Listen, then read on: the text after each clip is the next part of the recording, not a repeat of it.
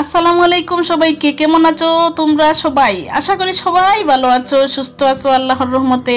আজ শুক্রবার, সপ্তাহের সবচেয়ে পছন্দের দিন আমার, কারণ ওই দিনে যেন একটা আলাদা শান্তি থাকে। সকালে ঘুম থেকে উঠেই মনে হলো আজ একটু অন্যরকম দিনটা কাটাই, তাই প্রথমে কবুতর জবাই করলাম। তারপর কবুতরটা আমি জবাই করে রেখেছি আগের দিন রাত্রে।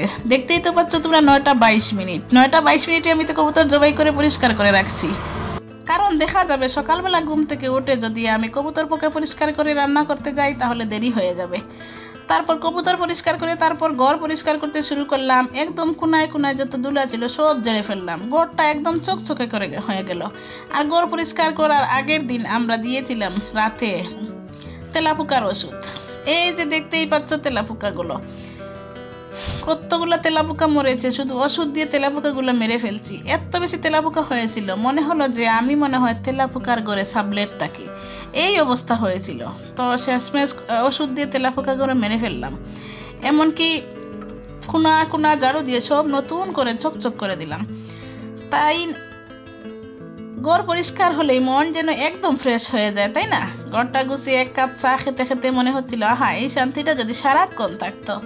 একদম ধীরে ধীরে রান্নার আয়োজন শুরু করলাম। আজকের মেনুটা একদম স্পেশাল। শুক্রবার বলেই কথা, তাই একটু জমিয়ে রান্না করতে ইচ্ছে হচ্ছিল। চূড়া হাঁড়িতে বসাতে রান্নার সুবাসে পুরো ঘরটা ভরে গেল। মাঝে মাঝে জানালা দিয়ে একটু রোদ ঢুকে পড়ছিল, তার সঙ্গে রান্নার গন্ধ মিলে গেল, যেন অন্যরকম পরিবেশ তৈরি হয়েছিল। পুরোটা দিন নিজের মতো করে কাজ করেছি, ঘর গুছিয়েছি, রান্না করেছি, আর ভিডিওতে সব সুন্দর মুহূর্তগুলো ধরে রাখার চেষ্টা করেছি, যাতে তোমরা দেখলে মনে হয় তোমরাও যেন আমার সঙ্গে আছো ওই দিনে। তো চলো আজকের এই সুন্দর শুক্রবারটা একসাথে কাটাই, আমার সাথে থাকা পুরোটা ভিডিও জুড়ে। আর আমি তেলাপোকা মেরেছি এই ওষুধটা দিয়ে। এই ওষুধটার নামটা তো হিন্দি, চায়না ভাষায় লেখা, আমি বুঝি নাই। তারপর যখন ঘর পরিষ্কার হয়ে গেল, ঘর মুছে পরিষ্কার করে শুক্রবারের দুপুরের জন্য রান্না বসিয়ে দিলাম। আর এই যে দেখতে পাচ্ছ ভাত রান্না হচ্ছে। ভাতটা যখন হয়ে গেছে তখন ভাতের পাতিলটা মুছে পরিষ্কার করে মার গেলে নিলাম। আর এদিকে কবুতরটা পরিষ্কার করে ধুয়ে এবার কেটে নিচ্ছে কবুতরগুলা। কবুতরটা ছিল আজকে, অনেক সময় সব সময় আমি খাই কবুতর, বাচ্চা কবুতর, কিন্তু এই কবুতরটা ছিল আমার বড় কবুতর।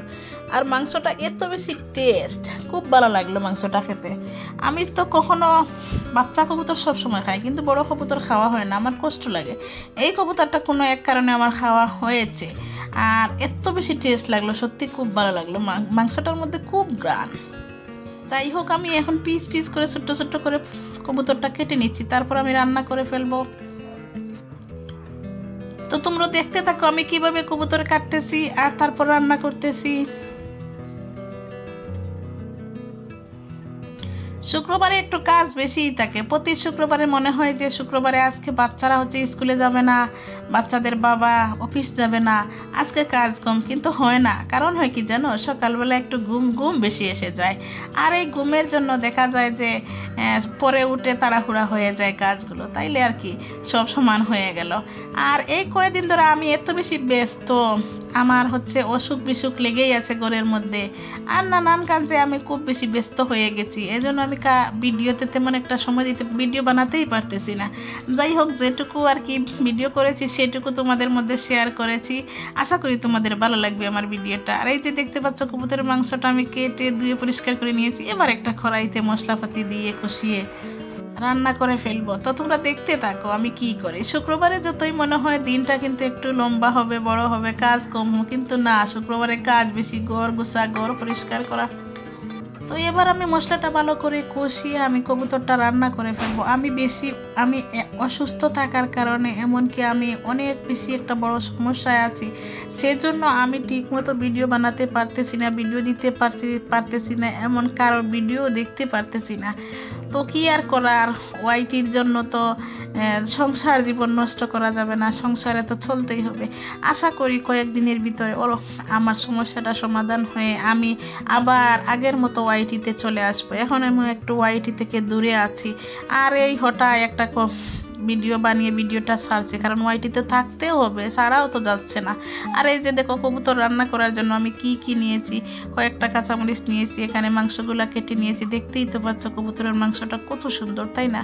দুটো পেঁয়াজ এরকম করে কেটে নিয়েছি, কয়েকটা রসুনের কুয়া দিয়েছি, আলু দিয়েছি, আর এদিকে পেঁয়াজ রসুন কাঁচামরিচ, পেঁয়াজ রসুন এবং হচ্ছে আদা মশলা ব্লেন্ডার করে কষিয়ে তারপর হচ্ছে জিরার গুঁড়া, আদা গুঁড়া, জিরার গুঁড়া, ধনিয়া গুঁড়া, মরিচ গুঁড়া, যা যা লাগে সবগুলো দিয়ে এবার আমি কবুতরের মাংসটা ভালো করে কষিয়ে নেব। তো তোমরা কবুতরের মাংসটা রান্না করার পর আমার স্বামী যেভাবে মজা করে খায় আমার খুব বেশি ভালো লাগে। এজন্য আমি খুব যত্ন সহকারে কবুতরের মাংসটা রান্না করি। আমার স্বামী খুব পছন্দ করে এই কবুতরের মাংসটা। তো বন্ধুরা, এভাবেই কেটে গেল আমার আজকের সুন্দর শুক্রবারের দিনটা।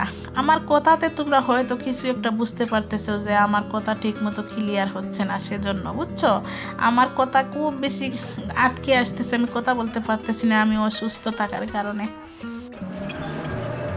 তো বন্ধুরা, এইভাবে কেটে গেল আমার আজকের সারাদিন। সকাল কবুতর জবাই শুরু করে ঘর পরিষ্কার, তারপর রান্না, সব কিছুটা মিলিয়ে দিনটা একদম পরিপূর্ণ আর মজার ছিল। এমন ব্যস্ত কিন্তু শান্তিময় একটা দিন শেষে মনে হয় জীবনের ছোট্ট ছোট্ট কাজগুলোর মধ্যে আসল সুখটা লুকিয়ে আছে, তাই না?